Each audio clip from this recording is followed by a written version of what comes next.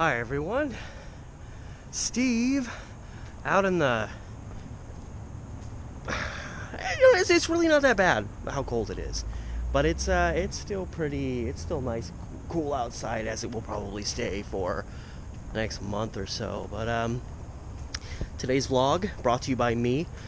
I was having a little, just a couple of minutes ago, I was having a little nostalgia for my earliest years. I grew up in Fairview, which is kind of this hole in the wall just due east of Portland, and it's kind of stayed. There's a homeless person back there, and it's kind of stayed that way it stayed that way, and that forced us to move. And then right after we moved, they started kind of revitalizing the area, and now I'm suspicious of that. Now it's kind of a hole in the wall again. And as I was thinking about those earliest years, I lived in Fairview till right before I turned 7. I started thinking about my next phase in life, which was living in Oak Grove. And I lived in this little apartment with my parents on Lee Avenue, 2 houses down from the school that I went to, which is called the New Urban High School now, but it used to be called Oak Grove Elementary. Understandably, we lived in Oak Grove.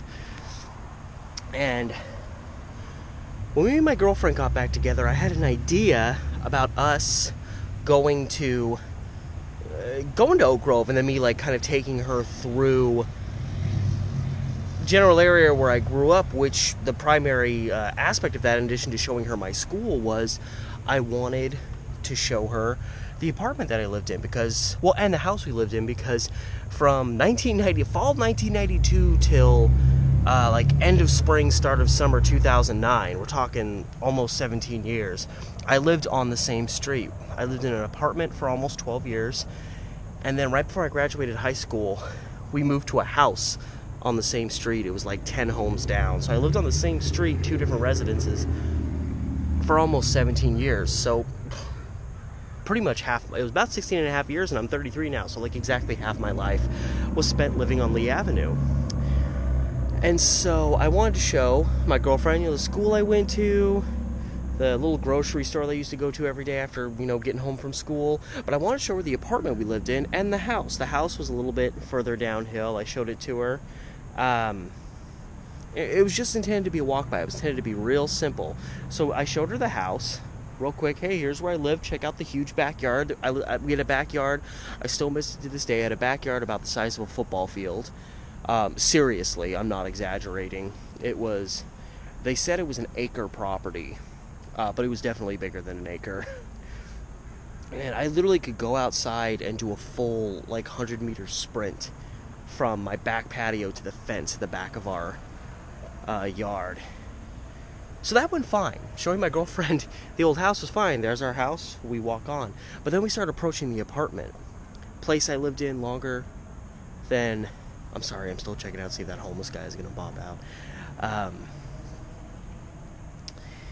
I spent more time living in that apartment than any other place in my life. I lived in the house down the street for about 5 years, lived in Fairview for about 6 years, lived in by the church for about 7 years. But that apartment lived in almost 12 years. So it was a major part of my life, from almost turning 7 until being 18. Pretty much all of my schooling, I lived in that apartment.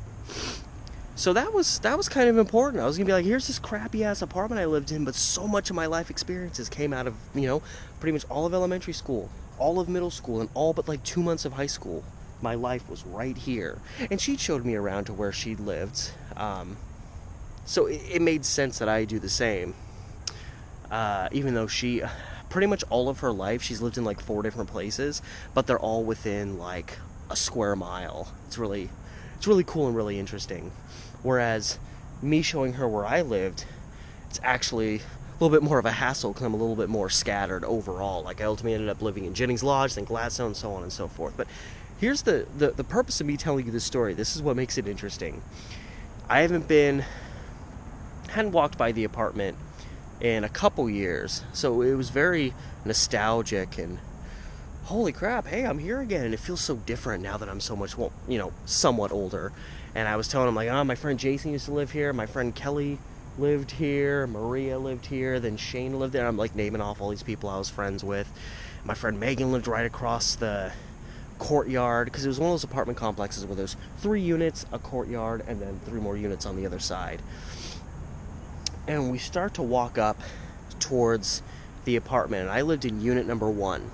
And we discovered pretty quickly that now an elderly couple, actually, well, not now, because this was like 2.5 years ago, so maybe they still live there. So we turn the corner, and literally you can see the apartment the moment you turn the corner. We start walking towards it. I'm literally about to say, and there's the apartment. Like, literally about to be like, there's where I used to live. And right as I'm about to speak, we hear someone yelling for help. I look up. Here's the elderly couple. Of course, at this moment, I don't know that they live in Unit 1, where I lived for so many years. There's, it's going to be this, like, here's where I lived, honey. And it turned into, we had to go and help this couple because the woman's husband, he obviously had mobility issues. And his wife told him, just lean against the car, I'll be right back. And he apparently decided to just start walking anyway, and the moment he leaned off the car, he fell over. So, as I'm about to show the love of my life, where I spent some of my most significant years, I look up, and there's an elderly man lying on the ground next to their car, bleeding out of his, like, he's got a scratch, he's just bleeding, and his wife is like, help, somebody help. And that ended up being what happened. So instead of being this calm, casual, hey, how's it going, we ended up having to run into the parking lot to assist this woman in getting her husband back on his feet. And I literally stood there and let the man like lean on me while she ran and got his, I think she had him leaning against the car. She had to go into the apartment to get the walker. And it felt so weird because we helped the guy, both me and my girlfriend. He kind of put an arm around each of us and we kind of led him from the car onto the patio. And they had a little like lawn chair in front of the apartment, and we helped him sit down there, and the woman comes out with her walker. She's like, oh, thank you so much. I'm like, yeah, no, my pleasure. The whole reason we're here is because I was showing my girlfriend where I used to live, and we used to live right where you live now. Like, I'm looking through the front window and seeing how they have it decorated. I'm like, there's my old living room. It's like, I used to live, like, not just in this apartment complex, I used to live in this unit. And she was like, oh, that's so nice. Oh, we like it. As she's cleaning the blood off of her, like, 80-year-old husband's, like, forehead.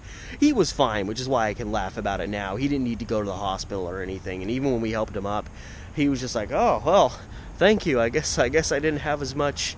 You know how men are. No matter how old a man gets, they're not going to listen to you when you say, just wait right there, treating them like what they know they are, which is elderly. I never tell an old guy to stay here and I'll come back and help you get where you needed to go, because he's going to try to do it himself. I'm probably going to try to do that too and end up with a few broken limbs in my final years. I mean, honestly, I wouldn't be surprised. I'm very much a go out and get it done type person. Anyway, I don't know. I thought that'd make for a fun vlog today, just because I randomly thought about it. It popped into my head. I'd forgotten about it for a long time. Me and my girlfriend having to be saviors of this elderly couple that now live in the apartment that I grew up in. That was one of the main reasons we were even on that street, to be there to help them, because there was nobody else around to help. It was on me and my girlfriend to help this couple out. And so it ended up being all right. And kind of an interesting comedic story. I gotta go back inside and tell him that there's a homeless guy hanging out back here, because I keep thinking I'm hearing him coming around the corner, and it ain't no good. So anyway, hope you enjoyed that little story. Stay warm. Catch you guys later.